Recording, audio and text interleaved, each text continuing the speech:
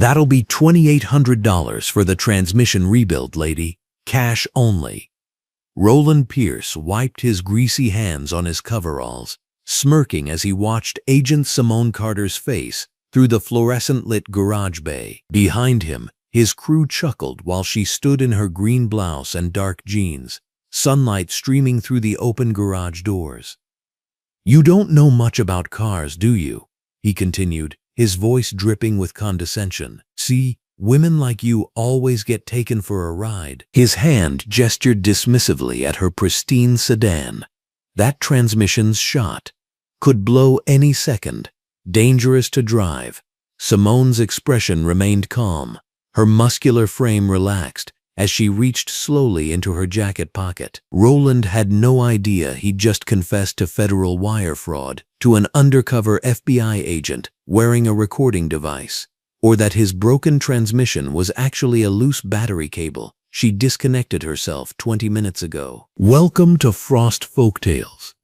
This is where we tell the stories of those who were underestimated, dismissed and targeted, yet chose courage over silence. If these stories move you, subscribe and be part of a community that refuses to let them fade into the background. The overhead fluorescent lights hummed steadily above Pierce Auto Repair as Roland leaned against Simone's car hood, his confidence growing with every passing second. Natural light poured through the wide garage bay doors, illuminating the organized chaos of tools, parts, and grease stains that decorated his domain.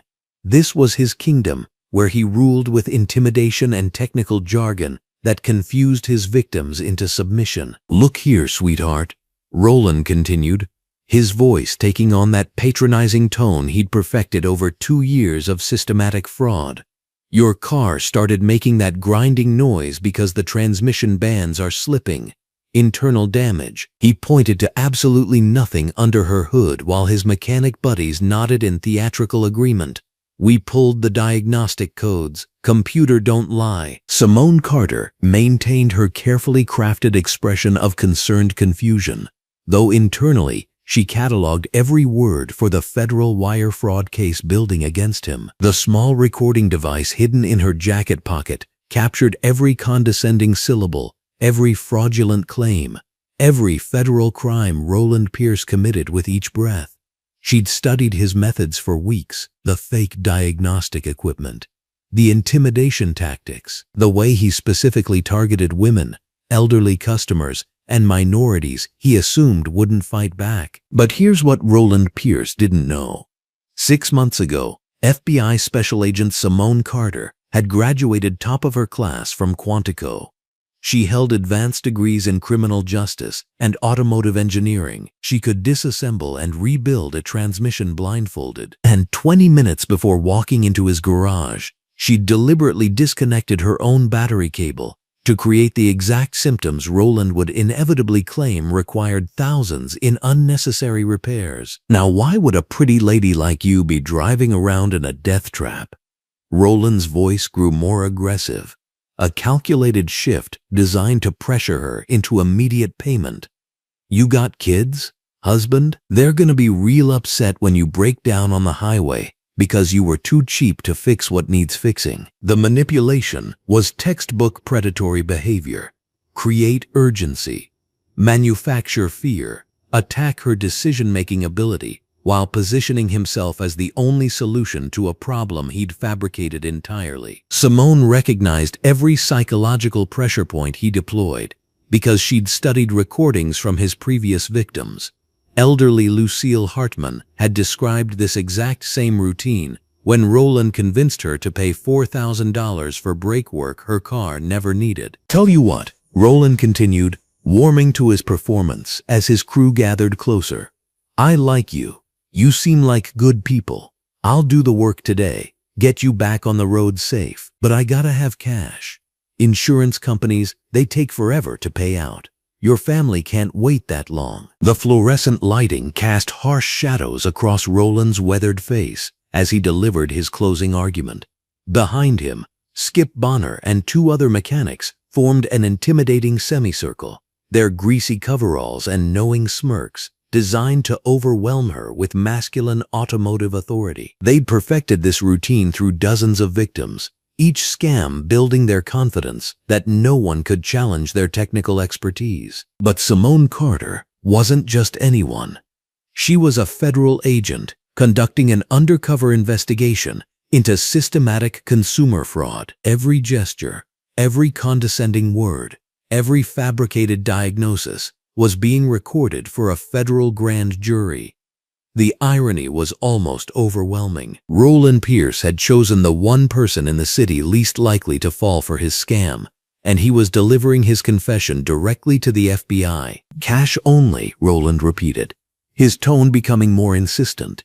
Banks, credit cards, they got all kinds of fees and regulations. This way I can start work immediately.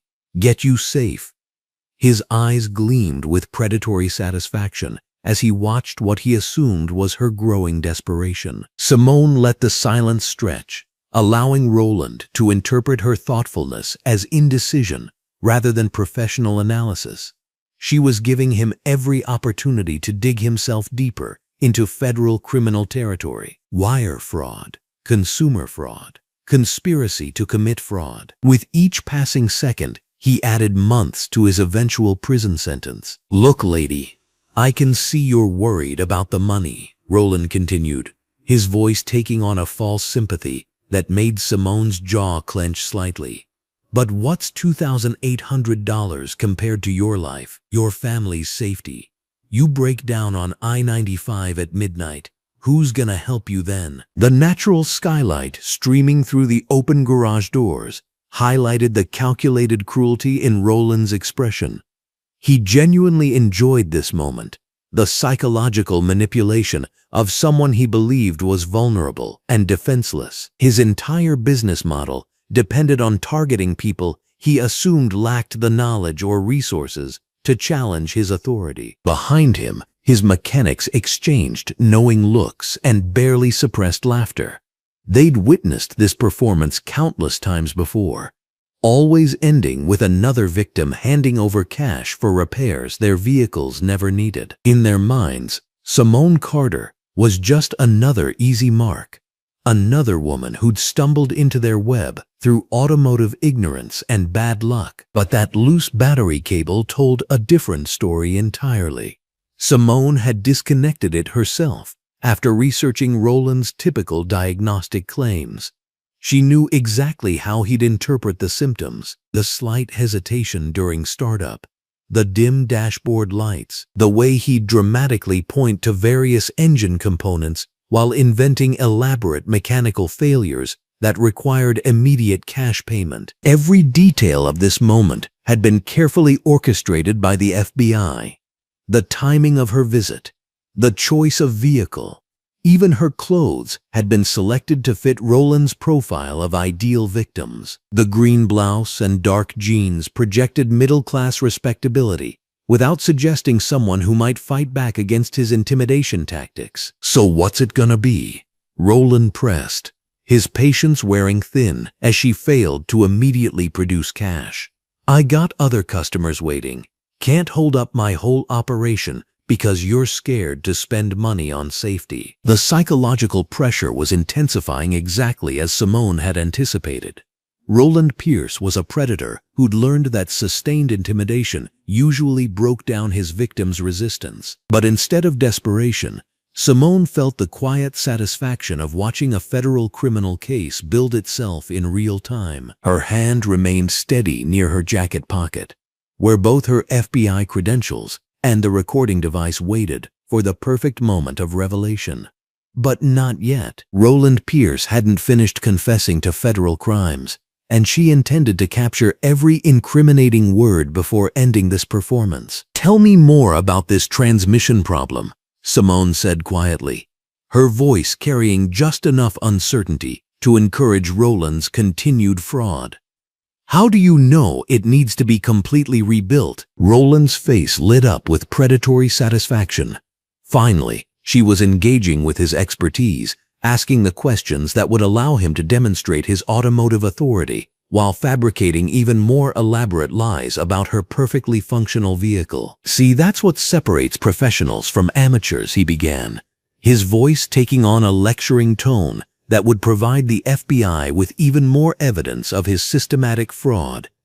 "Most people, they don't understand how transmissions work, but I've been doing this for 15 years. I can tell just by listening." The fluorescent lights hummed overhead as Roland Pierce dug himself deeper into federal criminal territory, each word captured by FBI recording equipment, each lie documented for the prosecution case that would eventually destroy his fraudulent empire. He had no idea that his next victim was actually his judge, jury, and executioner, rolled into one professionally trained federal agent. And Agent Simone Carter was just getting started. 3 weeks earlier, the fluorescent lights in the FBI field office buzzed overhead as Agent Simone Carter reviewed the case file that would change everything. The afternoon sunlight streamed through the tall windows, casting sharp rectangles across her desk, where dozens of complaint forms lay scattered like pieces of a disturbing puzzle. "Carter, you need to see this." FBI Special Agent Elliot Nakamura approached her desk, his muscular frame filling out an orange polo shirt beneath his regulation blue jacket. His expression carried the weight of discovery, the kind that made seasoned agents pause and reconsider what they thought they knew about human nature. Simone looked up from the financial records she'd been analyzing, her pen still poised over a yellow legal pad covered with notes and calculations. The numbers told a story, but she sensed Elliot was about to provide the human face behind the statistics. "Remember that complaint from the elderly woman about the auto repair shop?" Elliot pulled up a chair, the metal legs scraping against the linoleum floor. "Lucille Hartman, 73 years old, lives on a fixed income, drives a 2015 Honda Civic with 38,000 miles. Simone nodded, recalling the initial report that had crossed her desk 3 weeks prior. At first glance, it seemed like a simple consumer complaint, the kind that usually got referred to local authorities or consumer protection agencies. But something about the systematic nature of the alleged fraud had caught her attention. "What did you find?" Elliot opened a thick manila folder and spread several documents across her desk. The overhead lighting illuminated bank statements, receipts, and handwritten notes in careful elderly script. Mrs. Hartman brought her car to Pierce Auto Repair for a routine oil change. 30-minute job should have cost her $45. Roland Pierce convinced her she needed immediate brake work, new rotors, pads, the whole system. Told her it was dangerous to drive, that her brakes could fail at any moment. The familiar anger began building in Simone's chest, the kind that fueled her best work. She'd seen predators before, but there was something particularly vicious about targeting the elderly, exploiting their vulnerability and trust. $4,000, Elliot continued, his voice tight with controlled rage. She paid it because she was terrified of having an accident, of hurting someone else. But here's the thing, Carter. I had our tech guys examine her car yesterday. Those brake pads, they were barely worn. The rotors were practically new. She didn't need any of that work. Simone leaned back in her chair, processing the implications. A single case of fraud could be dismissed as opportunistic crime, but her instincts told her this was something larger, more systematic. "Have you run a check on Pierce Auto Repair? Other complaints?" That's where it gets interesting. Elliot pulled out another stack of papers, these bearing the official letterhead of various consumer protection agencies. 17 formal complaints in the past 2 years. But here's the pattern that caught my attention. Every single complainant fits a specific profile. He spread the complaint forms across the desk like a dealer revealing cards. The fluorescent lights overhead cast harsh shadows on the documents as Simone scanned the names and details. Margaret Chen charged $2,800 for transmission work her car didn't need. Dorothy Williams, convinced to pay $3,200 for engine repairs that were completely fabricated. Sandra Martinez, intimidated into paying $2,400 for electrical work that amounted to replacing a $15 fuse. Women, elderly customers, Minorities, Simone said, the pattern crystallizing in her mind. He's targeting people he assumes won't fight back. Exactly, and there's more. Elliot's expression grew darker as he pulled out a photograph of a young black man in mechanic's coveralls. Byron Davenport, 24 years old, works at Pierce Auto Repair. He reached out to us through an anonymous tip line last week. Simone studied the photo, noting the conflicted expression in Byron's eyes, the tension in his shoulders that spoke of moral struggle. Inside information, he's been working there for 8 months, trying to support his sick mother and younger sister. Byron says he's watched Roland Pierce systematically target vulnerable customers, coaching the other mechanics on how to identify ideal marks: women driving alone, elderly customers who seem confused by technical explanations, anyone who appears financially stressed or desperate. The scope of the operation began revealing itself in Simone's mind like a developing photograph. This wasn't opportunistic crime. It was predatory business practice, elevated to systematic fraud. What's Byron's story? Elliot consulted his notes, the pages rustling in the quiet office. He started noticing the pattern about 3 months into the job. Customers would come in for simple services, and Roland would send them away convinced they needed thousands of dollars in repairs. Byron tried questioning it once, suggested maybe they should get second opinions for customers, make sure the work was really necessary. I'm guessing that didn't go well. Roland threatened to fire him on the spot, told him to mind his own business and remember who signed his paychecks. Byron has a sick mother with diabetes, medical bills piling up. He couldn't afford to lose the job, but his conscience has been eating at him. Simone felt the familiar surge of determination that marked the beginning of a significant investigation. The pieces were falling into place, revealing not just isolated incidents, but a coordinated pattern of exploitation. What finally pushed him to contact us? Last week, they targeted an elderly veteran. 80-year-old man brought his late wife's car in for an inspection. Roland convinced him the car needed $6,000 in repairs, told him it was what his wife would have wanted, that he'd be dishonoring her memory if he let the car fall apart. The calculated cruelty of it struck Simone like a physical blow. She'd encountered criminals who stole from desperation, who hurt others in moments of passion or poor judgment. But Roland Pierce represented something more sinister: predatory behavior dressed up as legitimate business, exploitation masked by the authority of expertise. Byron couldn't stand watching it anymore. Elliot continued. He called our tip line that night, said he had information about systematic fraud targeting vulnerable populations.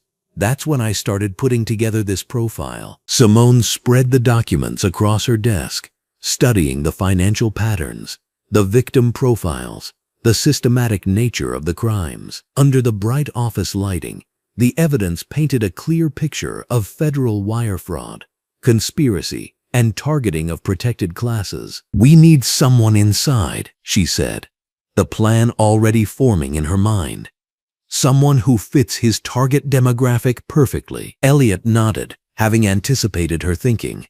Young black woman, driving an older car, appearing financially vulnerable. You'd be exactly the kind of customer Roland thinks he can manipulate. The irony wasn't lost on her. Roland Pierce's prejudices and assumptions would become the very tools of his downfall. His criminal profiling would lead him directly into an FBI trap. What about equipment?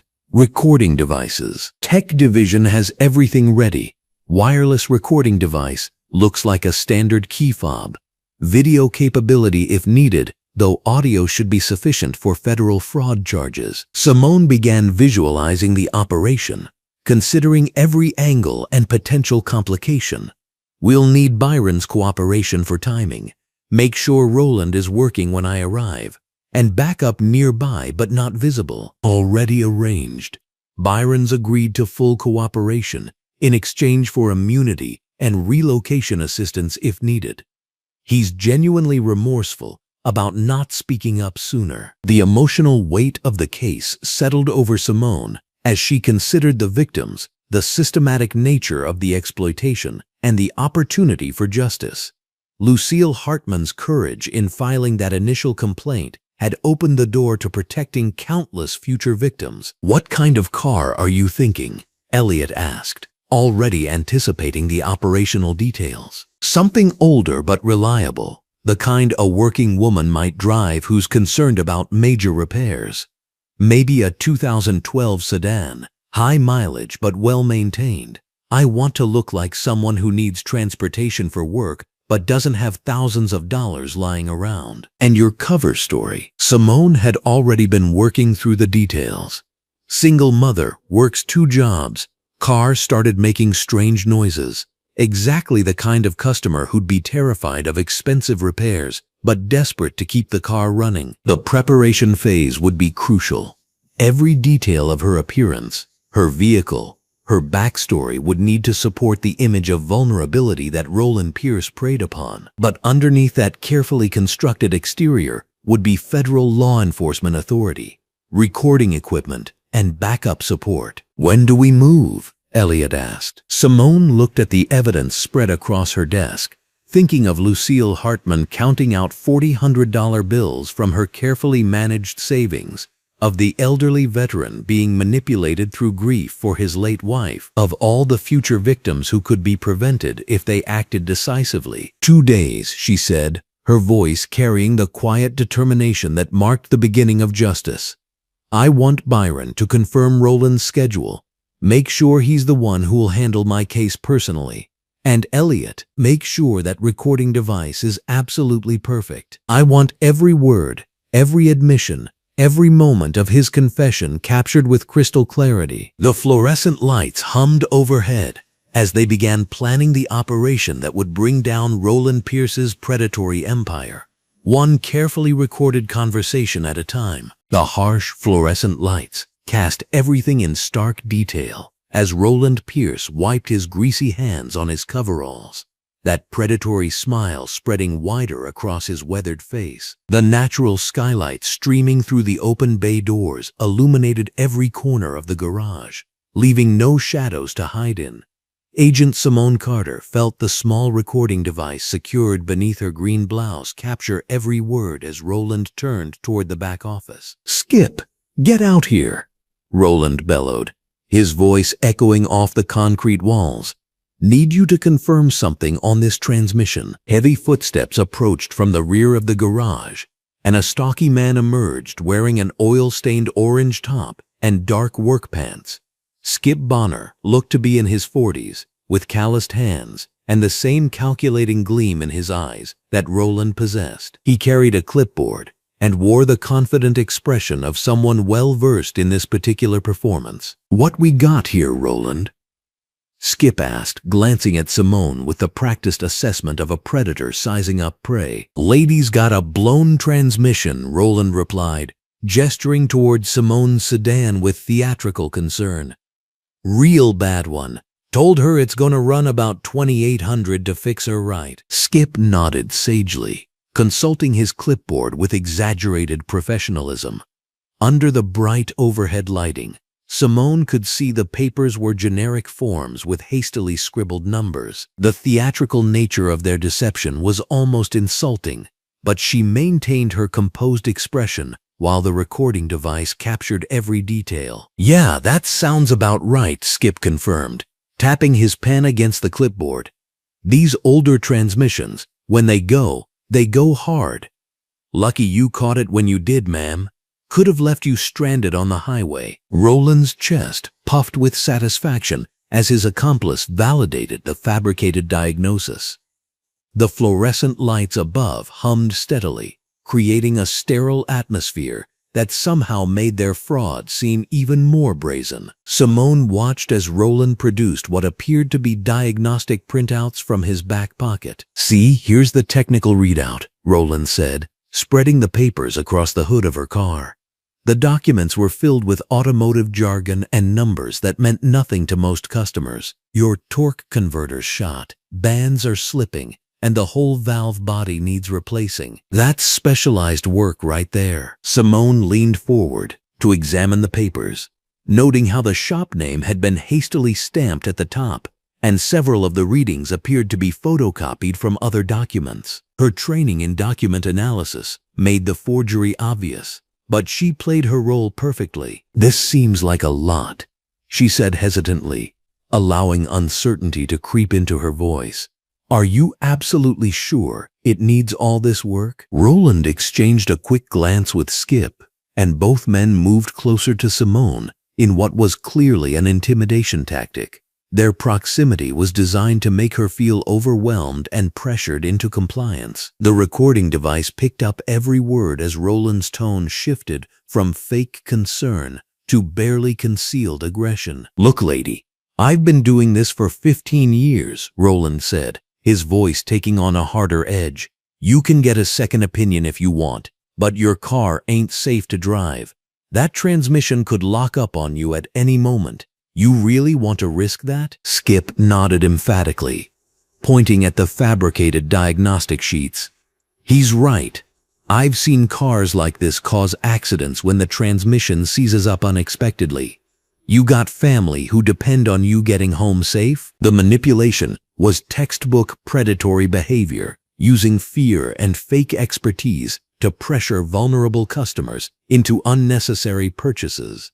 Simone felt a flash of anger at how many people had probably fallen for this exact routine, but she channeled that emotion into gathering more evidence. "How do you determine which customers need this kind of extensive work?" she asked, her question carefully crafted to sound like innocent curiosity while actually probing their targeting methods. Roland's eyes lit up at what he perceived as growing acceptance of their diagnosis.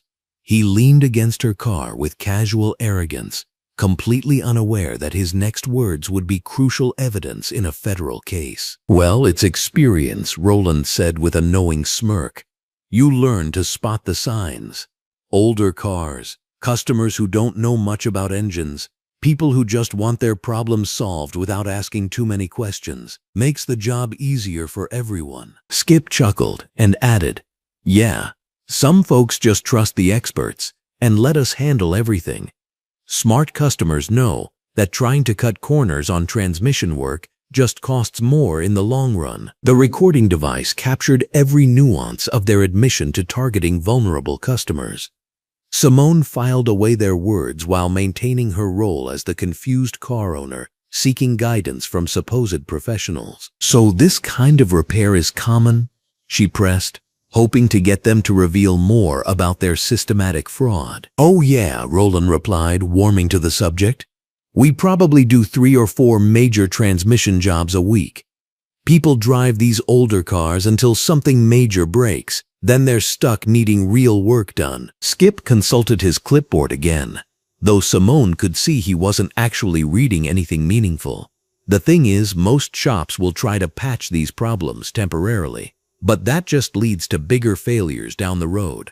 We believe in fixing things right the first time." The irony of Skip's statement about fixing things right while they attempted to defraud her for unnecessary work was almost overwhelming. Simone felt the satisfaction of gathering crucial evidence, mixing with mounting frustration at their brazen criminality. Every word was building the case against them. Roland pulled out a calculator and began punching in numbers with theatrical precision. "Now, normally this kind of work runs closer to $3,000, but I like to work with people. Cash payment brings it down to $2,800, and I can have you back on the road by Friday." "Cash only?" Simone asked, knowing the answer but needing their admission on record. "Keeps the paperwork simple," Skip explained with a shrug. "Plus, we pass the credit card processing savings on to you. Win-win situation." The cash-only requirement was another red flag, designed to avoid creating paper trails that could complicate their fraud.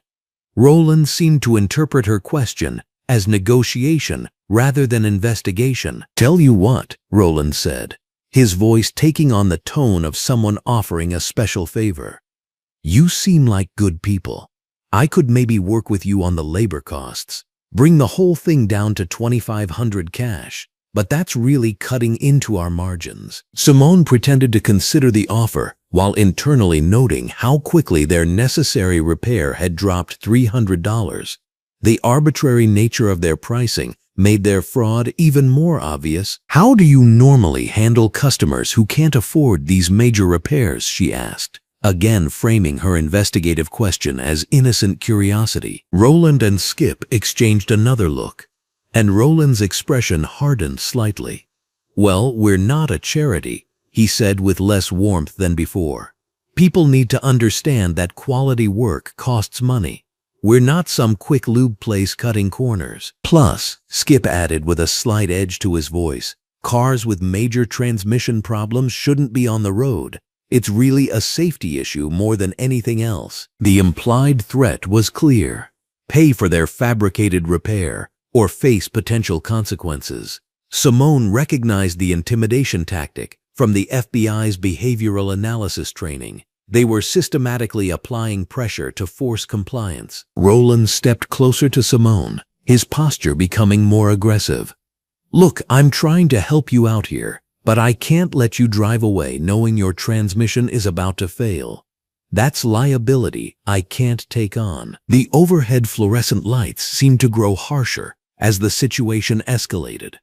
Simone felt her professional training kick in as Roland's behavior became increasingly threatening. She needed to maintain her cover while continuing to gather evidence, but his mounting aggression was testing her restraint. "What exactly happens if I decide I need to think about this?" she asked, keeping her voice steady despite Roland's intimidating proximity. "Think about what?" Roland snapped, his facade of helpfulness completely dropping. "Your car's dangerous. I'm telling you it's not safe to drive. And you want to think about it? What kind of thinking is there to do?" Skip moved to flank her other side, making Simone feel surrounded.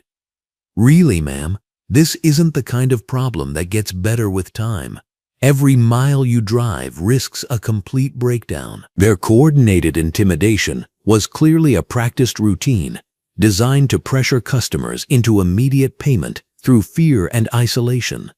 The recording device captured every threatening word and aggressive gesture. Roland's voice took on a condescending tone that made Simone's jaw clench with suppressed anger. "Look, sweetheart, I know this is a lot of money, but what's your safety worth? What's avoiding a major accident worth? You really want to gamble with that?" The patronizing "sweetheart," combined with his implied threats, pushed Simone dangerously close to breaking character. Her training in maintaining cover identities warred with her instinct to confront his obvious criminality. She forced herself to remain composed while the recording device captured his increasingly offensive behavior. "I just want to make sure I understand everything," she said carefully, fighting to keep her voice level. "What's to understand?" Roland replied with obvious irritation. "Your transmission's shot. We can fix it, and it costs money. That's how the real world works." Skip laughed harshly and added, "Some people think mechanics should work for free, but we got bills to pay just like everyone else." Their growing hostility revealed the true nature beneath their initial false friendliness. When customers didn't immediately comply with their fraudulent demands, they quickly resorted to intimidation and verbal abuse. The transformation was exactly what Agent Simone Carter needed on record. The bright garage lighting illuminated every detail of their aggressive postures as Roland moved even closer to Simone. The recording device beneath her green blouse captured every word as he prepared to deliver what was clearly his closing argument in this fraudulent performance. "Bottom line is this," Roland said, his voice carrying unmistakable menace. "You can pay to get this fixed right, or you can drive away and deal with the consequences when that transmission fails. But don't come crying to us when you're stranded on some highway because you were too cheap to fix a known problem." The moment of revelation was approaching, and Agent Simone Carter felt the anticipation building as Roland Pierce continued digging his own grave with every threatening word the recording device captured. Roland Pierce wiped his greasy hands on a shop rag, his eyes gleaming with the predatory satisfaction of a hunter about to claim his prize. The overhead fluorescent lights cast harsh shadows across his weathered face as he stepped closer to Agent Simone Carter, who maintained her composed facade despite the mounting pressure. Natural skylight streamed through the open bay doors, illuminating the tension that had been building like steam in a pressure cooker. "Listen here, sweetheart," Roland Pierce said, his voice dripping with condescension as he crossed his muscular arms over his stained coveralls. "This transmission ain't gonna fix itself, and I've got other customers waiting. You can't just walk out of here with a busted car that's gonna leave you stranded on the highway somewhere dangerous." Skip Bonner nodded eagerly from behind him, his orange top smudged with motor oil as he clutched the fabricated diagnostic printout. "Boss is right, lady. That transmission is hanging on by a thread. You'd be crazy to drive that thing another mile without our repair work." Simone Carter felt every fiber of her FBI training screaming at her to maintain cover just a little longer. The recording device hidden in her jacket pocket was capturing every word, every threat, every moment of this elaborate fraud. She could feel the weight of justice building momentum with each passing second. "I understand your concern," she replied carefully, her green blouse catching the fluorescent light as she shifted slightly. "But $2,800 is a lot of money to pay in cash immediately. Surely you can understand my hesitation." Roland Pierce's face darkened, and his tone shifted from condescending to openly threatening. "Hesitation don't fix broken transmissions, and it sure don't pay my bills. Look, I'm trying to help you here, but my generosity has limits." He gestured around the garage with theatrical authority. "This is a business, not a charity. You brought me a broken car. I diagnosed the problem, and now I'm offering to fix it. But I ain't gonna hold your hand through every step of being a responsible car owner." The mechanics working at other stations had stopped their tasks, sensing the confrontation brewing in their boss's voice.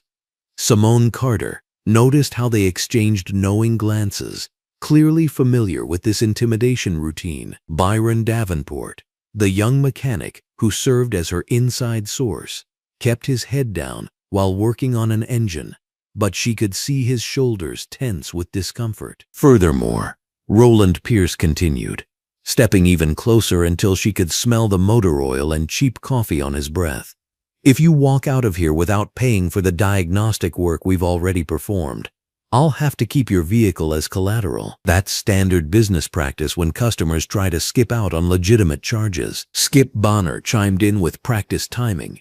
"We've already invested 2 hours of labor time running diagnostics and identifying the transmission problem. Can't just give that work away for free because someone gets cold feet about necessary repairs." Simone Carter felt her jaw clench involuntarily.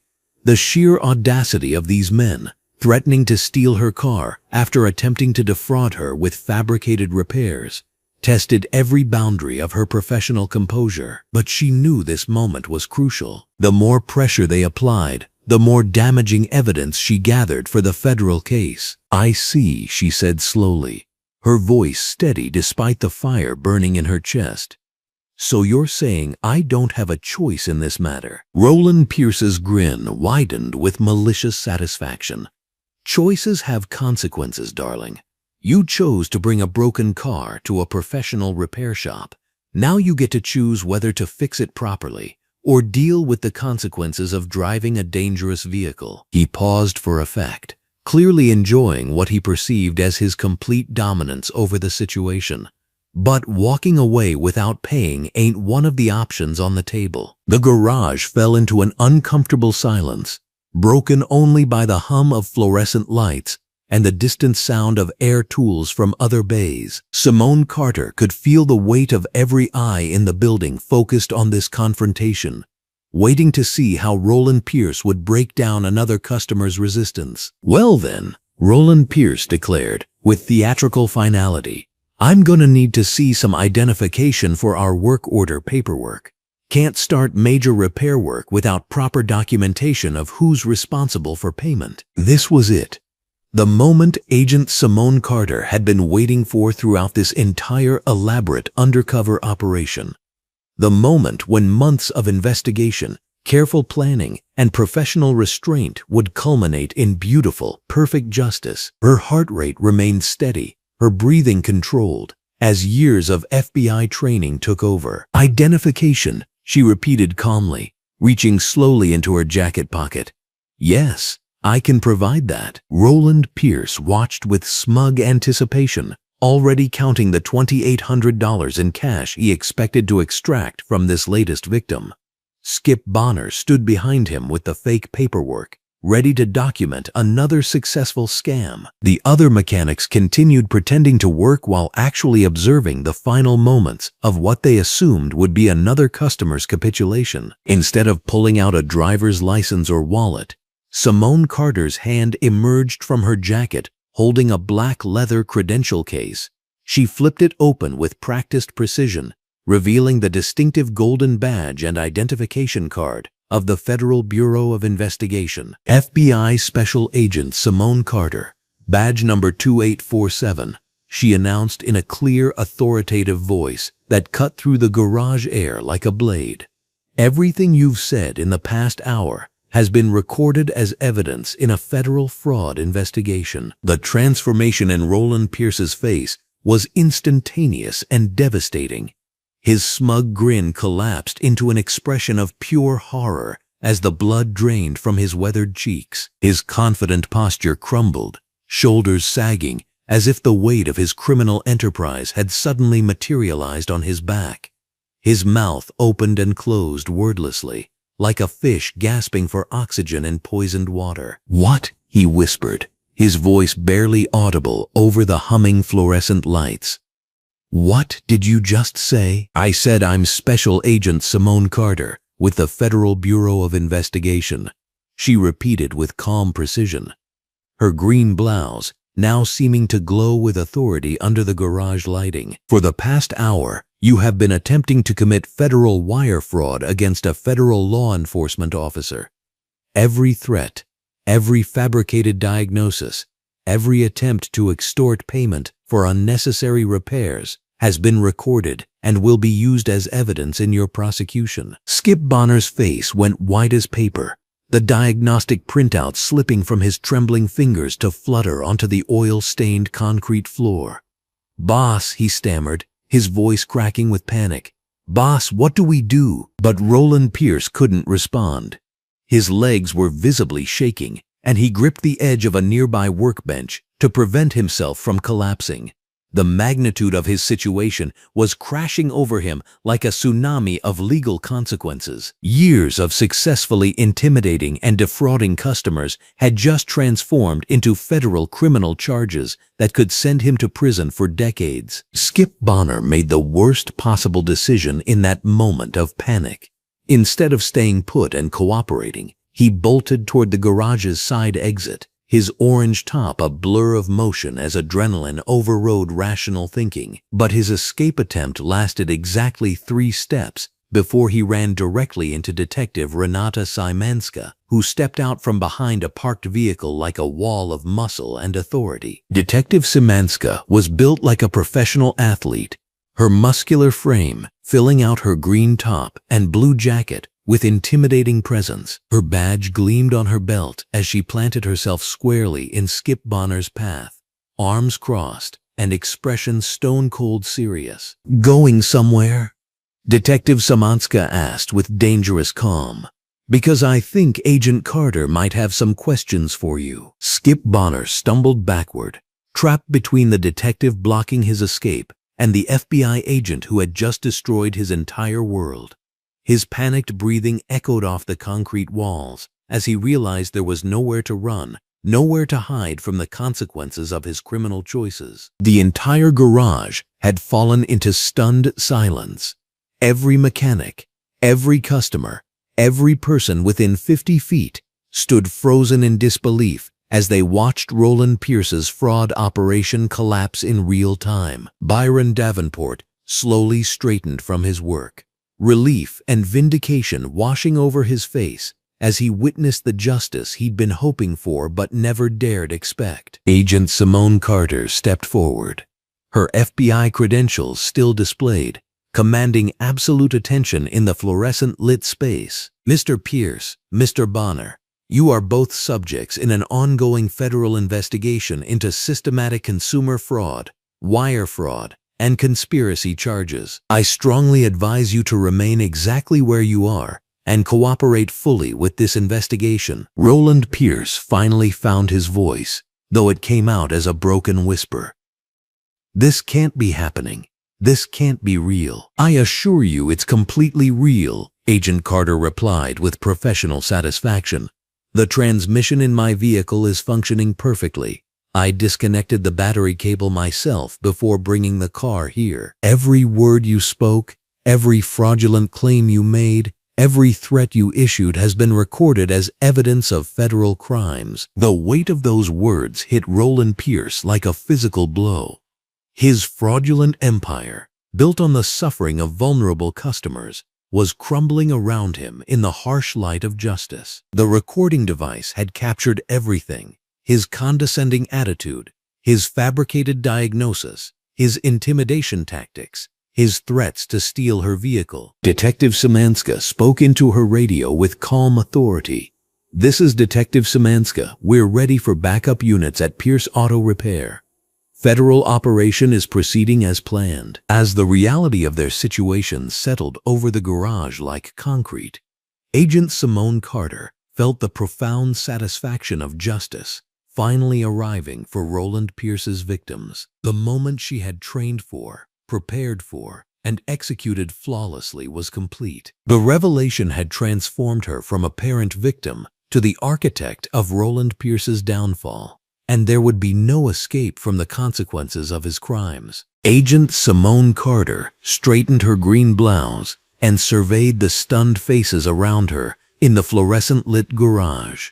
Roland Pierce stood frozen beside the hydraulic lift, his greasy coveralls now seeming like a costume that could no longer hide his guilt. Skip Bonner remained pressed against the wall where Detective Renata Szymanska had cornered him, his orange top damp with nervous sweat. The bright overhead lighting cast sharp shadows across the concrete floor, illuminating every detail of what would soon become a federal crime scene. "Mr. Pierce," Simone began, her voice carrying the quiet authority that came with years of FBI training, "I need you to understand that everything you've said in the last 30 minutes has been recorded and will be used as evidence in federal court." She reached into her jacket pocket and produced a small digital recording device, holding it up so the red recording light was clearly visible.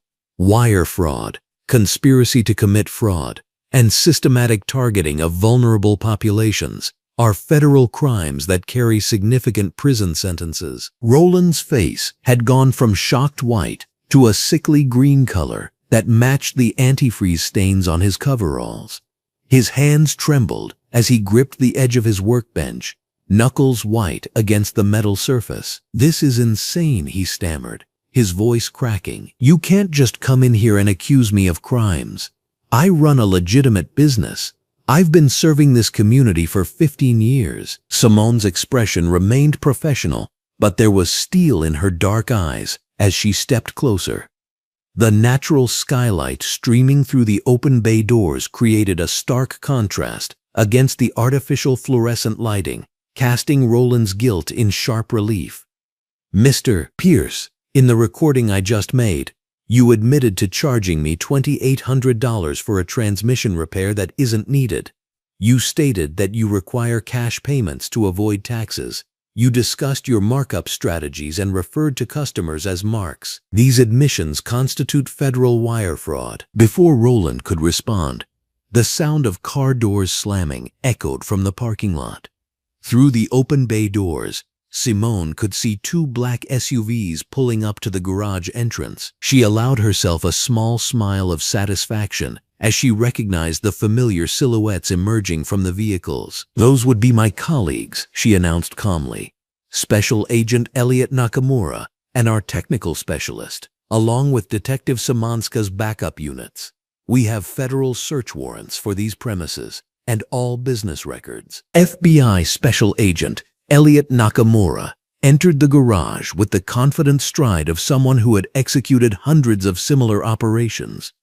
His muscular frame was impressive even beneath his orange top and blue jacket, and his dark eyes quickly assessed the scene with professional efficiency. Behind him walked May Kowalski, the FBI technical specialist, her red blouse bright under the fluorescent lights as she carried a large case of evidence collection equipment. Agent Carter. Elliot nodded respectfully before turning his attention to Roland Pierce. Mr. Pierce, I'm Special Agent Nakamura with the Federal Bureau of Investigation. We have a federal warrant to search these premises and seize all business records, computer equipment, and diagnostic tools as potential evidence in an ongoing fraud investigation. May set her equipment case on a clean section of workbench and began unpacking cameras, evidence bags, and laptop computers. Her movements were precise and methodical, the actions of someone who had processed countless crime scenes. The red fabric of her blouse stood out against the industrial gray of the garage equipment, a splash of color that seemed to represent the justice finally arriving at Pierce Auto Repair. Roland's panic was escalating visibly. Sweat beaded on his forehead despite the cool morning air flowing through the open bay doors. "You can't do this," he protested, his voice rising in pitch. "I have customers coming in. I have appointments scheduled. This will destroy my business." "Mr. Pierce," Simone's voice cut through his protests with calm authority, "your business was destroyed the moment you decided to systematically defraud vulnerable members of this community. What we're doing now is simply documenting the evidence of crimes you've already committed." Elliot approached Skip Bonner, who remained frozen against the wall under Detective Semanska's watchful gaze. The detective, impressive in her green top and blue jacket, stepped aside as Elliot addressed Roland's accomplice. "Mr. Bonner, you have the right to remain silent, but I want you to understand that cooperation with our investigation could significantly impact how the federal prosecutor handles your case." Skip's eyes darted between Roland and the FBI agents, fear and calculation warring on his face. "I just work here," he said weakly, his voice barely audible above the hum of the fluorescent lights. "Roland makes all the decisions about pricing and repairs." "That's not what we recorded, Mr. Bonner," Simone interjected, consulting her notes. "In the conversation we just documented, you actively participated in the fraudulent diagnosis.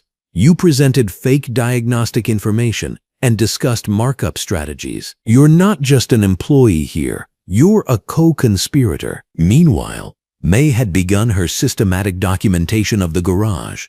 Her camera flashed repeatedly as she photographed the layout, the equipment, and particularly the diagnostic computer that Roland had used to print the fraudulent transmission report. Each flash illuminated different corners of the garage, revealing the scope of the operation they were dismantling. "Agent Carter," May called out, "I'm finding some interesting modifications to this diagnostic equipment. It looks like they've installed software that can generate false error codes and fabricated repair recommendations." Simone felt a surge of professional satisfaction as another piece of evidence fell into place. "Document everything, May. I want a complete technical analysis of how they've been manufacturing these fraudulent diagnoses." From across the garage, a hesitant voice spoke up. "Excuse me, Agent Carter." Byron Davenport stepped out from behind a tool cabinet where he had been quietly observing the federal operation unfold. The young mechanic's face showed a mixture of relief and apprehension as he approached the group of law enforcement officers. "Byron," Simone recognized him immediately from the FBI's preliminary investigation. "I'm glad you're here.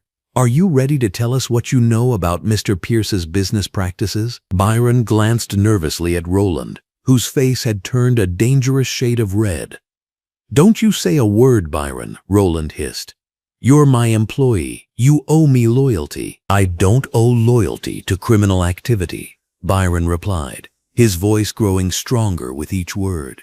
The presence of federal agents seemed to give him courage he'd been lacking for months. "Agent Carter, I've been documenting Roland's fraud for weeks, hoping someone would investigate. I have customer files, recorded conversations, and evidence of how he specifically targets people he thinks won't fight back. Elliot stepped forward, his muscular frame positioning itself protectively between Byron and Roland. Mr. Davenport, we're very interested in what you have to tell us. Your cooperation could be invaluable in ensuring justice for the victims of this fraud. Byron nodded eagerly and led the agents toward a locked file cabinet in the corner of the garage. Roland keeps his real records separate from what he shows customers. He has detailed profiles of every person he's scammed, including notes about why he thought they'd be easy targets. May followed with her camera, documenting Byron's revelations as he opened the file cabinet with a key he produced from his pocket. The contents were damning. Folders upon folders of customer information, each tagged with handwritten notes in Roland's distinctive scrawl. Look at this. Byron pulled out a thick folder and handed it to Simone. This is just from last month. Roland wrote notes like elderly woman easily confused and single mother desperate to keep car running, an immigrant family won't complain to authorities. Simone felt her professional composure tested as she read Roland's callous assessments of vulnerable customers. Each file represented a family that had trusted Pierce Auto Repair with their vehicle and been systematically exploited. The clinical nature of Roland's targeting strategy revealed a level of premeditation that would strengthen the federal case considerably. Byron, this is incredibly helpful, she said, passing the files to May for evidence processing. Do you have records of the actual amounts charged versus the real cost of parts and labor? Everything's in his computer system, Byron replied, pointing to a desktop computer in Roland's cluttered office. He keeps spreadsheets tracking his markup percentages and profit margins on fraudulent repairs. He's proud of it. He used to brag about clearing $200,000 in pure profit over the last 2 years. Roland finally exploded. You little traitor, he screamed at Byron, taking a menacing step forward before Elliot smoothly intercepted him. I gave you a job when nobody else would hire you. I taught you everything you know about automotive repair. This is how you repay me? You taught me how to lie to customers and steal their money, Byron shot back. Emboldened by FBI protection, you taught me how to look old ladies in the eye and tell them they need expensive repairs that will keep them safe, when really you just want to buy yourself a new boat. That's not automotive repair, Roland. That's theft. Simone watched the exchange with growing satisfaction. Byron's testimony would be crucial for demonstrating the systematic nature of Roland's fraud. More importantly, his insider knowledge would help identify victims and quantify the scope of financial damage. May had connected her laptop to Roland's computer system and was methodically copying files while her camera documented the evidence in place. Agent Carter, she called out. I'm finding the spreadsheets Byron mentioned. The financial records are incredibly detailed. Roland has been tracking not just his profits, but also demographic information about his victims. What kind of demographic information? Simone asked, though she suspected she already knew the disturbing answer. Age, gender, race, estimated income level, and what he calls complaint probability. Mai read from the computer screen. He's literally scoring potential victims based on how likely they are to report fraud or seek legal recourse. The fluorescent lights seemed to buzz louder in the silence that followed May's revelation.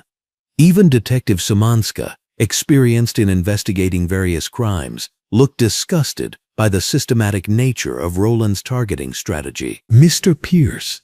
Simone turned to face the garage owner with barely controlled anger. You've been operating what amounts to a criminal enterprise specifically designed to exploit the most vulnerable members of this community. Elderly residents on fixed incomes, single mothers struggling to make ends meet, immigrant families afraid to challenge authority figures. You identified their vulnerabilities and weaponized them for profit. Roland's defiance crumbled as the full scope of the evidence against him became clear. You don't understand, he pleaded, his voice taking on a whining quality. The automotive repair business is competitive. Everyone marks up parts and labor. I was just trying to make a living. Making a living doesn't involve fabricating transmission problems and charging customers $2,800 for repairs they don't need, Elliot interjected firmly. Making a living doesn't involve installing software specifically designed to generate false diagnostic codes. You weren't competing, Mr. Pierce. You were stealing. Skip Bonner, who had remained silent during most of the revelations, finally spoke up. Roland, you told me the customers would never know the difference. You said we were just maximizing profit margins like any smart business. You never said we were committing federal crimes. Shut up, Skip, Roland snapped. But his authority had evaporated along with any hope of avoiding federal prosecution. Actually, Mr. Bonner, Simone addressed Skip directly. This might be a good time for you to consider cooperating fully with our investigation. The federal prosecutor will take cooperation into account when determining charges and sentencing recommendations. Byron had retrieved another box of files from Roland's office and was sorting through customer records with May. Agent Carter, you need to see this. Roland has been specifically targeting customers who speak English as a second language. He has notes about using complex technical terminology to confuse them and charging extra because he assumes they won't seek second opinions. The evidence was overwhelming. Every file, every computer record, every documented conversation painted a picture of systematic exploitation that went far beyond simple business fraud. Roland Pierce had constructed a criminal enterprise designed specifically to prey upon the community's most vulnerable residents. Byron, based on these records, how many customers would you estimate have been defrauded over the past 2 years? Simone asked. Byron consulted a ledger he'd pulled from the files. At least 80 families, probably more. Roland keeps meticulous records of his successful scams. The total fraudulent charges look like they're well over $200,000. Simone felt the familiar surge of determination that came when a case reached this crucial point. The evidence was overwhelming, the victims were identifiable, and justice was finally within reach for a community that had been systematically exploited. Mr. Pierce, she announced formally, you are under arrest for federal wire fraud, conspiracy to commit fraud, and violation of federal consumer protection statutes. The evidence we've gathered today, combined with your recorded confession, provides more than sufficient grounds for federal prosecution. As Detective Samanska moved forward with handcuffs, Roland made one last desperate attempt to shift blame. This is all Skip's idea, he claimed frantically. He's the one who suggested targeting specific types of customers. I just went along with his suggestions. But the recorded evidence contradicted every word. Simone's undercover operation had captured Roland's voice, clearly taking credit for the fraudulent diagnosis and discussing his systematic approach to customer manipulation. His own files documented his personal involvement in selecting and targeting victims. Save it for your attorney, Mr. Pierce, Elliot advised as the handcuffs clicked into place. You'll have plenty of opportunities to present your defense in federal court. The bright garage lighting seemed almost celebratory as justice finally arrived at Pierce Auto Repair. The fluorescent bulbs hummed overhead, while natural skylight streamed through the open bay doors, illuminating the end of a criminal enterprise that had exploited the community's trust for far too long. The bright afternoon sun cast sharp shadows across the concrete as Roland Pierce emerged from his garage in handcuffs, his face a mask of disbelief and growing panic. The fluorescent lights inside Pierce Auto Repair still hummed overhead, but their artificial glow seemed dim compared to the natural daylight that now illuminated his downfall. Detective Renata Samanska, her muscular frame imposing in her green top and blue jacket, maintained a firm grip on his arm as she guided him toward the waiting police cruiser. You have the right to remain silent,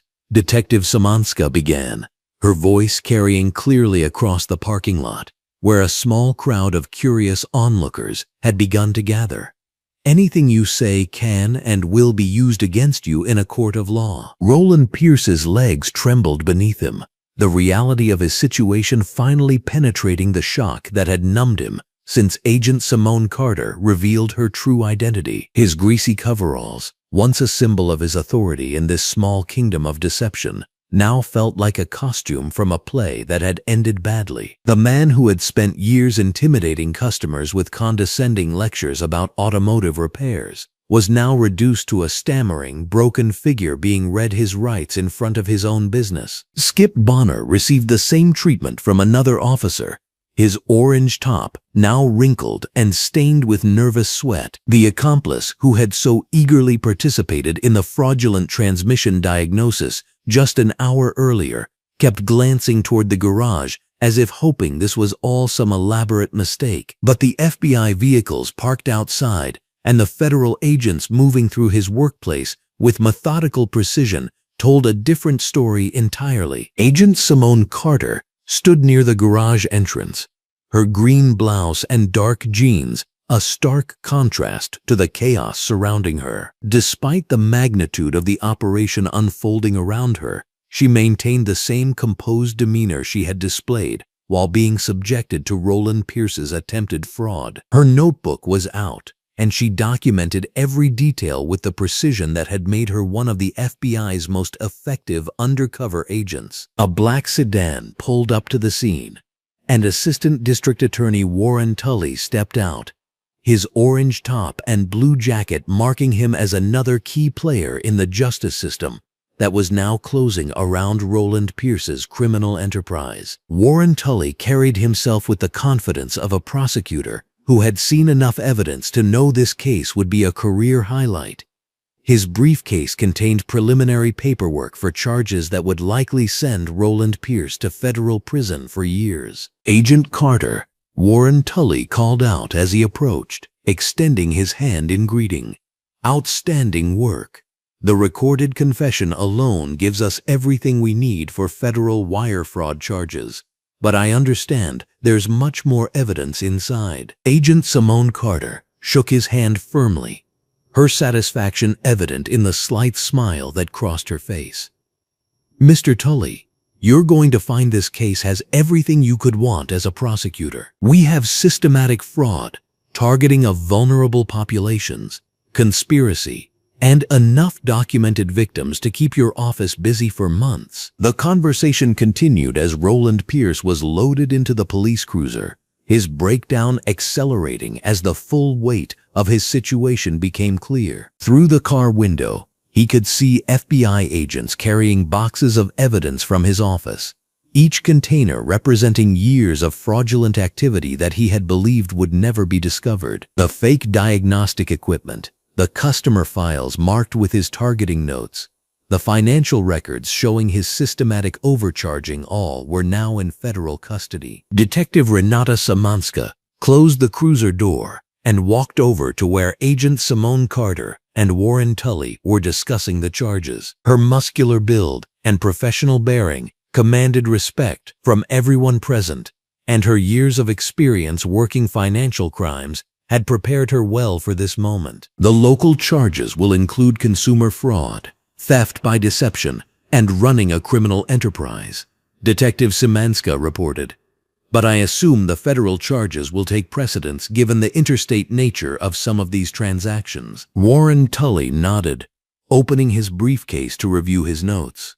Federal wire fraud, mail fraud, conspiracy to commit fraud, and racketeering charges are all on the table. The recorded confession from Agent Carter's undercover operation gives us rock-solid evidence of intent and systematic criminal activity. As the law enforcement officials coordinated their response, the community impact of the investigation began to unfold. FBI agents were already contacting customers from Roland Pierce's files, informing them that they had been victims of fraud and that restitution would be sought through the criminal justice system. Each phone call represented someone who had been taken advantage of, someone who would now have the opportunity to recover both their money and their dignity. The garage itself had been transformed from a place of deception into a crime scene.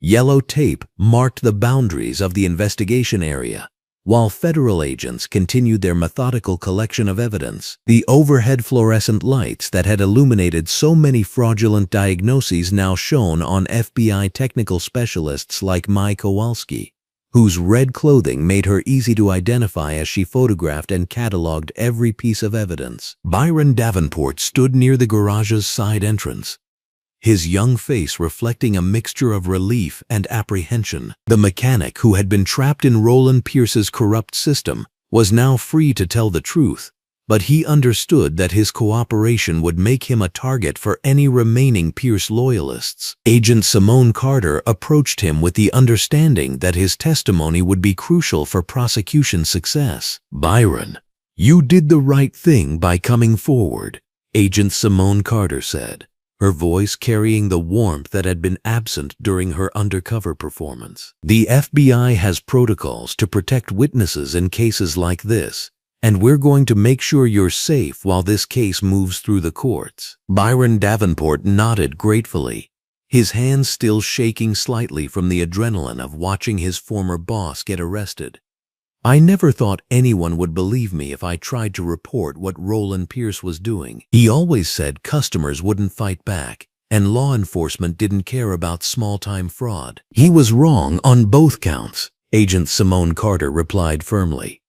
"One elderly woman named Lucille Hartman cared enough to file a complaint, and law enforcement cared enough to launch a federal investigation.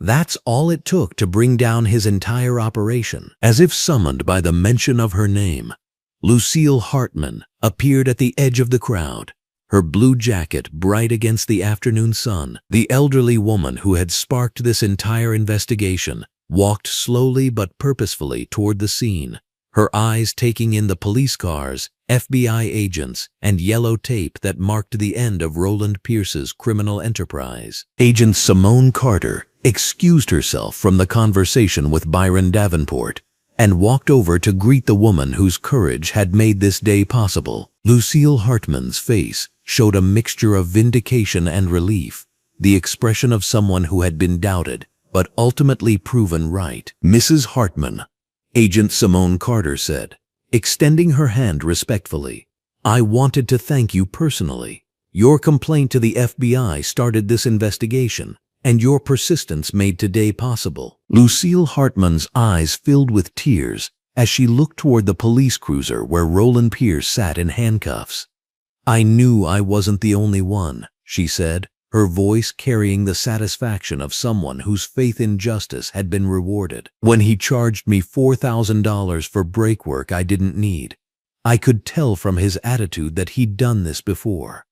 I just couldn't stand the thought of him doing it to someone else." The conversation between Agent Simone Carter and Lucille Hartman continued as the investigation moved into its next phase. FBI agents had finished their initial evidence collection and were preparing to transport the most critical items to their laboratory for detailed analysis. The financial records alone would require weeks of examination to determine the full scope of Roland Pierce's fraud and calculate exact restitution amounts for his victims. Warren Tully approached the two women, his briefcase now full of preliminary reports and witness statements. "Mrs. Hartman, your testimony will be crucial when this case goes to trial. The jury needs to hear from someone who experienced Roland Pierce's fraud firsthand and had the courage to report it." Lucille Hartman straightened her shoulders with the dignity of someone who had faced down intimidation and emerged victorious. "I'll testify," she said firmly. Roland Pierce counted on his victims being too embarrassed or too scared to fight back. "He was wrong about me, and I want to make sure the jury knows he was wrong about every person he cheated." The afternoon sun was beginning to cast longer shadows as the immediate arrest phase of the operation concluded. Roland Pierce and Skip Bonner were transported to federal custody, where they would await arraignment on charges that could result in decades of prison time. The garage that had been the center of their fraudulent operation was now sealed as a crime scene, its days of deceiving customers permanently ended. Detective Renata Szymanska coordinated with local authorities to ensure that the immediate neighborhood remained secure while federal agents completed their work. The muscular detective's experience with financial crimes had taught her that cases like this often had tentacles reaching into other aspects of the community, and thorough investigation was essential to prevent similar fraud from taking root elsewhere. As the crowd of onlookers began to disperse, Agent Simone Carter took a moment to reflect on the day's success. The undercover operation had gone exactly as planned, with Roland Pierce's arrogance and greed leading him to confess to federal crimes while being recorded. But beyond the tactical success, she felt deep satisfaction knowing that dozens of victims would receive justice and restitution for the fraud they had endured. Byron Davenport approached Agent Simone Carter one final time before leaving the scene. "What happens to the garage now?" he asked, gesturing toward the building that had been his workplace for the past year. "The business assets will be frozen pending trial and victim restitution," Agent Simone Carter explained. "But I've already spoken with Detective Seymanska about connecting you with legitimate garage owners who are looking for honest mechanics. Your cooperation with this investigation shows the kind of integrity that good employers value." The young mechanic nodded gratefully, understanding that his willingness to stand up against fraud had not only helped bring Roland Pierce to justice, but had also opened doors to a better future. The fear and moral compromise that had characterized his time at Pierce Auto Repair were now replaced with hope and the possibility of working for an employer who respected both customers and employees. As the sun continued its descent toward the horizon, the scene outside Pierce Auto Repair began to return to normal. The police cars and FBI vehicles would soon depart, leaving behind only the yellow tape and sealed doors that marked the end of Roland Pierce's criminal enterprise. But the impact of this investigation would continue for months as victims received restitution, witnesses provided testimony, and the criminal justice system worked to ensure that Roland Pierce faced appropriate consequences for his systematic fraud. Agent Simone Carter packed her notebook and prepared to leave the scene, knowing that her work was far from over. The undercover operation had been successful, but the case would now require months of preparation for trial, coordination with prosecutors, and support for witnesses like Byron Davenport and Lucille Hartman, who had made this victory possible. The garage fell silent as the last of the law enforcement vehicles departed. Its fluorescent lights finally switched off after years of illuminating deception and fraud. In the growing darkness, Pierce Auto Repair stood as a monument to the truth that justice, though sometimes delayed, could still arrive with devastating effectiveness for those who chose to prey upon their fellow citizens. 3 months had passed since that fluorescent-lit morning when Roland Pierce's world crumbled in his own garage. Now natural skylight streamed through the tall windows of Federal Courtroom 4B, casting everything in the clear, unforgiving light of justice. Judge Josephine Merritt adjusted her traditional black robes as she surveyed the packed courtroom, her presence commanding absolute attention. Agent Simone Carter sat in the witness section, her green blouse and dark jeans a deliberate echo of her undercover appearance. She watched Assistant District Attorney Warren Tully, professional in his orange top and blue jacket, organize his case files at the prosecution table. The weight of months of preparation filled the air like electricity before a storm. Roland Pierce sat hunched at the defense table, his expensive suit unable to mask the defeat etched into his features. Gone was the swaggering confidence, the condescending smirk that had defined him for so long. His defense attorney whispered urgently in his ear, but Pierce's hollow stare suggested he already knew his fate. The jury filed in, 12 citizens who would determine whether justice would truly be served. Judge Merritt's voice cut through the silence with ceremonial authority. The United States of America versus Roland Marcus Pierce. We are here today to address charges of federal fraud, wire fraud, and conspiracy to commit fraud. Mr. Tully, you may call your first witness. Warren Tully rose with measured confidence. Your Honor, The prosecution calls FBI Special Agent Simone Carter. Simone approached the witness stand with the same calm professionalism that had served her so well undercover. As she placed her hand on the Bible, she felt the weight of every victim who had trusted this system to deliver justice. Agent Carter, Tully began, his voice carrying across the silent courtroom. Please describe your role in the investigation of Pierce Auto Repair. Simone's testimony unfolded with devastating precision. She detailed the months of surveillance, the careful planning of her undercover operation, and the systematic evidence gathering that had built their case. Her words painted a picture of calculated deception that had operated under the fluorescent lights of that garage for years. The defendant exhibited a clear pattern of targeting customers he perceived as vulnerable, Simone explained, her voice steady and professional. Women, elderly individuals, and minorities were specifically selected for his most aggressive fraud schemes. When Tully produced the recording device, the courtroom seemed to hold its collective breath. Agent Carter, did you record your interaction with the defendant on the morning in question? Yes, I did.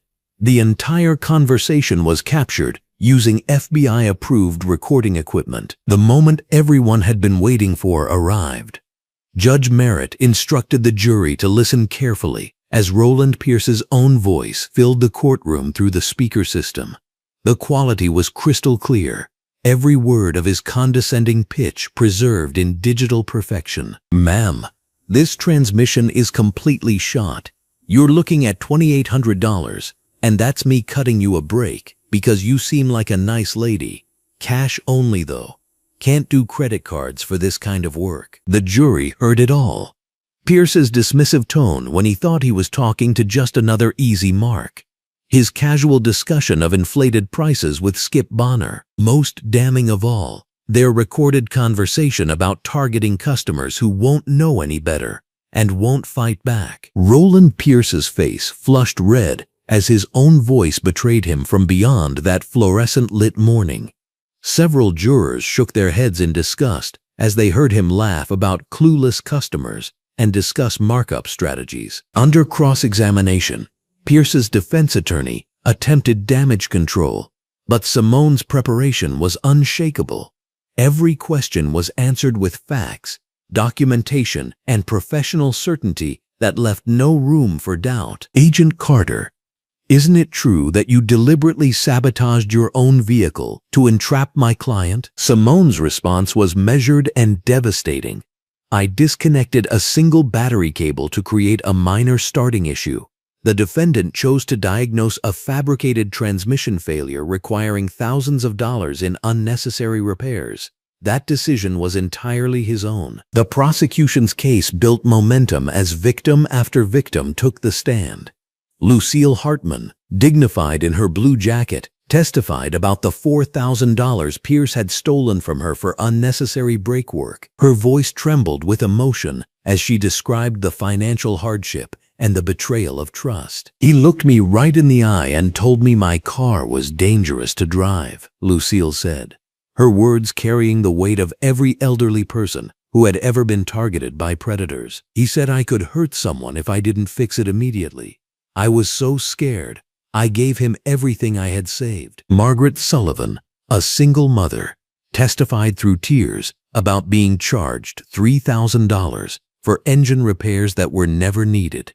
My children went without new school clothes because I believed him when he said the engine would die without those parts. James Washington, a retired veteran, described how Pierce had convinced him his brake system was failing, charging $2,200 for work that another mechanic later confirmed was completely unnecessary. I trusted him because he seemed to know what he was talking about. He used all these technical terms, showed me fake reports.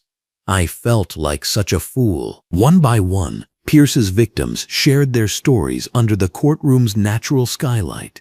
Each testimony added another layer to the prosecution's case, revealing the systematic nature of the fraud and its devastating impact on the community. Byron Davenport's testimony provided the inside perspective that sealed Pierce's fate. The young mechanic, nervous but determined, revealed the toxic culture that had flourished under Pierce's leadership. He taught us to look for certain types of customers, Byron explained, his voice growing stronger with each answer. Women driving alone, elderly people, anyone who seemed unsure about cars. He called them gold mines and said they were easy money. Byron described the fake diagnostic equipment, the fabricated reports, and the pressure to participate in the fraud. If you didn't go along with it, you didn't have a job. But I knew it was wrong. I saw how scared some of those customers got when Roland started talking about safety issues. The most damaging testimony came when Byron revealed Pierce's reaction to successful scams.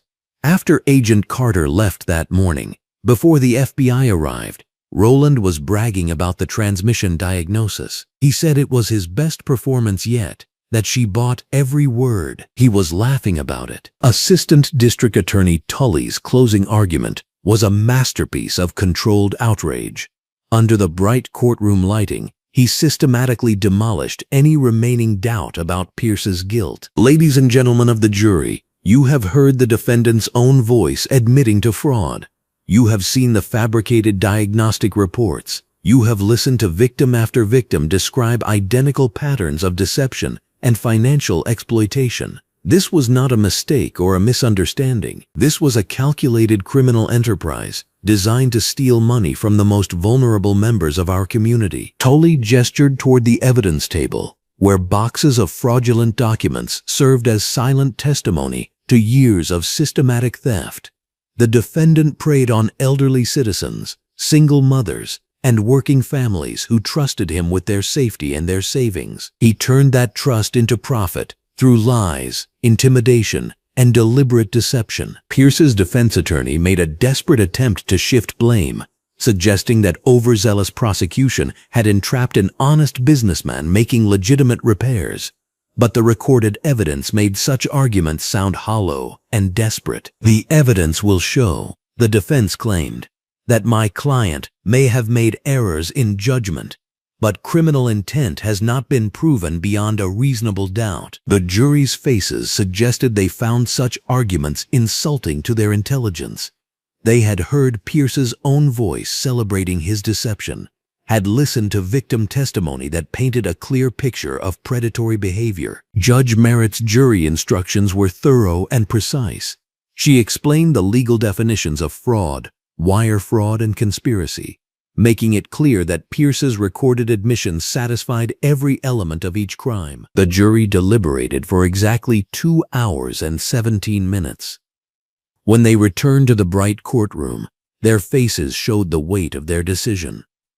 The foreman, a middle-aged man in a blue jacket, stood with the verdict in his hands. On the charge of federal fraud, we find the defendant guilty. Roland Pierce's shoulders sagged, as if the words had physical weight. On the charge of wire fraud, we find the defendant guilty. His defense attorney placed a steadying hand on Pierce's arm, but nothing could stop his complete collapse. On the charge of conspiracy to commit fraud, we find the defendant guilty. The courtroom erupted in quiet satisfaction rather than celebration.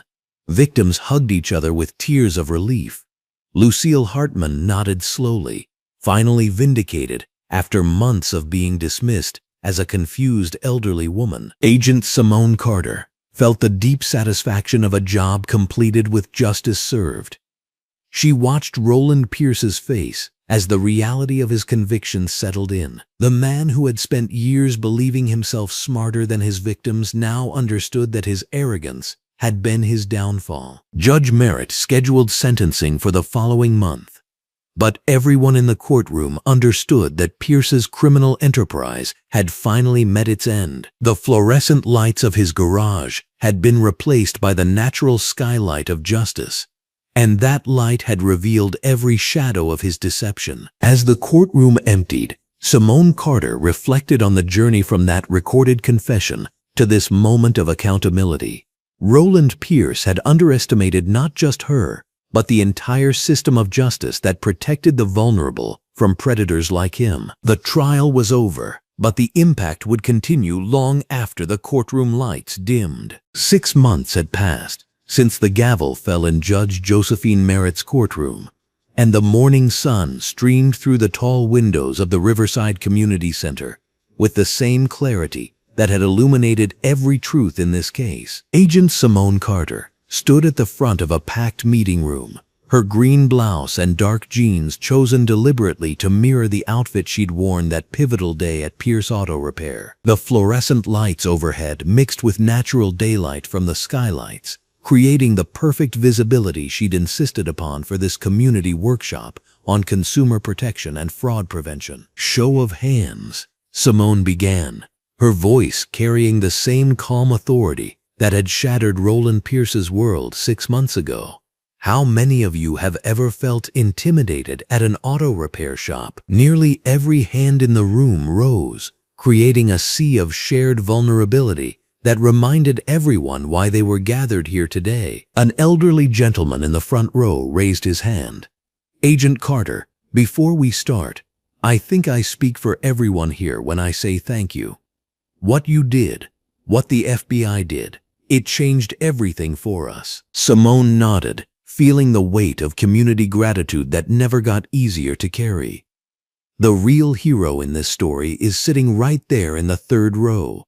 She gestured toward Lucille Hartman, who wore her signature blue jacket despite the warm weather. The elderly woman had become something of a local celebrity since the trial, her courage in reporting Pierce Auto Repair inspiring others to speak up about fraud they'd previously accepted as inevitable. Lucille smiled and waved at the crowd, her face glowing with the confidence that came from being believed, validated, and vindicated. "I just want everyone to know," she called out, her voice stronger than it had been that day she first walked into the FBI field office.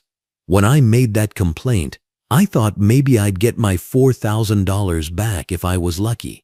I never imagined it would help so many people." The applause that followed was spontaneous and heartfelt, the kind of recognition that validated every hour Simone had spent on this case. As the clapping died down, she pulled up the first slide of her presentation, a photograph of Pierce Auto Repair as it had looked during the investigation. All predatory confidence and manufactured trust. "Roland Pierce received 5 years in federal prison," Simone announced, and the satisfaction in the room was palpable. More importantly, full restitution orders totaling $247,000 have been distributed to 83 victims. Every single person who came forward, and many who couldn't initially prove their losses, have been made whole. A woman in red clothing near the back raised her hand. "Agent Carter, what about people who never realized they were scammed? I keep thinking about all the customers who just paid what Pierce asked and never questioned it." It was the question that haunted Simone most about this case. That's exactly why we're here today. The FBI's investigation into Pierce Auto Repair revealed something bigger than one crooked garage. It exposed systematic vulnerabilities in how automotive services are regulated and how consumers are protected. The good news is, your community's experience led to broader reforms. She clicked to the next slide, showing a legislative document, the Pierce Auto Repair Act, as it's being called informally, strengthened consumer protections statewide.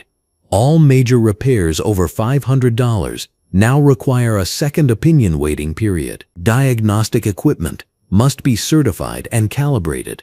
And most importantly, any shop that targets customers based on demographics faces federal civil rights violations. The room buzzed with approval, but Simone could see the skepticism in some faces. Change was hard to believe when you'd been burned before. "I know some of you are thinking, that's great, Agent Carter, but how do we know the next shop won't just find new ways to cheat us?" She looked around the room, making eye contact with the doubters.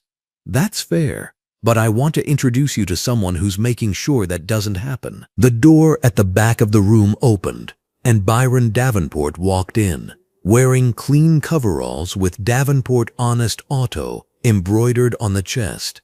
The young mechanic, who had been trapped in Pierce's corrupt system, now carried himself with the dignity of a business owner who slept well at night. Byron Davenport was the inside witness who helped make our case airtight, Simone explained as Byron made his way to the front.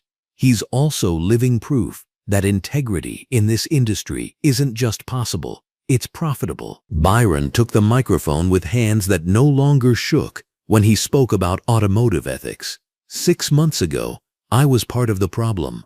I knew what Roland Pierce was doing was wrong, but I was scared to speak up. I thought I needed that job, even if it meant staying quiet while good people got cheated. His voice carried the weight of genuine remorse, mixed with hard-earned pride. Today, I employ 4 mechanics in a shop built on transparency. Every diagnosis comes with photos. Every estimate includes a breakdown of parts and labor. And we guarantee that no one pays for work they don't need. The applause was warm and encouraging, the sound of a community embracing second chances and systemic change. Byron continued, Agent Carter and the FBI didn't just shut down one bad shop, they showed all of us that we have power when we work together. After Byron's remarks, Simone led the group through practical consumer protection strategies, but her mind kept drifting to the broader implications of what had unfolded here. One elderly woman's refusal to accept being cheated had created ripples that were still spreading through the community and beyond. During the question and answer session, a teenager raised his hand. Agent Carter, I heard you have a recording of Pierce trying to scam you. Is that true? Simone smiled at the directness of youth. I do. In fact, that recording has become a training tool for new FBI agents learning about undercover operations. Would you like to hear a piece of it? The room fell silent with anticipation as Simone pulled out a small speaker and connected her phone. Roland Pierce's voice filled the room, his condescending tone preserved perfectly in digital format. Look, lady, I'm trying to help you here. Your transmission is shot. You can pay me $2,800 cash today, or you can break down on the highway tomorrow. Your choice. The collective intake of breath was audible. Even knowing how the story ended, hearing Pierce's arrogant assumption that he was dealing with another easy mark sent chills through the room. That voice, Simone said as she turned off the recording, represents every scammer who assumes you won't fight back, won't ask questions, won't demand better. Your response to voices like that determines whether predators succeed or fail. As the workshop wound down, people began approaching Simone individually, sharing their own stories of automotive fraud and consumer victories. Each conversation reinforced her belief that this case had been about more than catching one criminal. It had been about empowering an entire community to expect and demand honesty. Lucille Hartman was among the last to approach, moving slowly but purposefully, with her blue jacket buttoned against the afternoon breeze that drifted through the open doors. Agent Carter, she said, taking Simone's hand in both of hers, I need you to know something. When I walked into your office that day, I was angrier at myself than at Roland Pierce. I kept thinking I should have known better, should have been smarter, should have seen through his lies. Her eyes grew bright with emotion. You made me understand that the problem wasn't my trust. The problem was his betrayal of it. That distinction saved more than my bank account. It saved my faith in standing up for what's right. Simone felt the familiar tightness in her throat that came with witnessing genuine transformation. Lucille, your courage to report what happened created a chain reaction that's still helping people. That's not just seeking justice, that's creating it. As people filtered out of the community center, Simone found herself alone with Byron, who was stacking chairs and helping clean up with the automatic helpfulness of someone who understood the value of community support. Byron, she said, can I ask you something personal? Do you ever regret getting involved? Speaking up couldn't have been easy. He paused in his chair stacking and considered the question seriously. Agent Carter, I regret every day I stayed quiet while Pierce hurt people, but getting involved, testifying, helping shut him down. That's the first thing I've done in years that made me proud to look in the mirror. They worked in comfortable silence for a few minutes before Byron added, "You know what the best part is? My shop is 3 blocks from where Pierce Auto Repair used to be. Some of his old customers come to me now, and when they see honest work at fair prices, they spread the word." Pierce thought he was teaching me that crime pays. Turns out, he taught me that integrity pays better. As Simone drove away from the community center, she took a slight detour that led her past the former Pierce Auto Repair location. The building that had once housed systematic fraud now bore a bright sign reading Riverside Community Resource Center. Through the large windows, she could see people attending what appeared to be a basic automotive maintenance class, learning to check their own oil and tire pressure under fluorescent lights that illuminated knowledge instead of deception. The transformation was almost poetic. A space that had exploited automotive ignorance now promoted automotive education. Where Roland Pierce had once intimidated vulnerable customers, community members now empowered each other with knowledge and skills. Her phone buzzed with a text from FBI Special Agent Elliot Nakamura. Pierce parole hearing scheduled for year 4. Victims' rights group already organizing to attend. Community involvement remains strong. Simone smiled as she typed back. "Doesn't surprise me. This community learned they have a voice. They're not likely to stop using it." As she pulled into her own driveway, Simone reflected on how cases like these reminded her why she joined the FBI. It wasn't just about catching criminals. It was about restoring the balance between those who preyed on others and those who deserved protection. Roland Pierce had seen Lucille Hartman as an easy target, a demographic to exploit.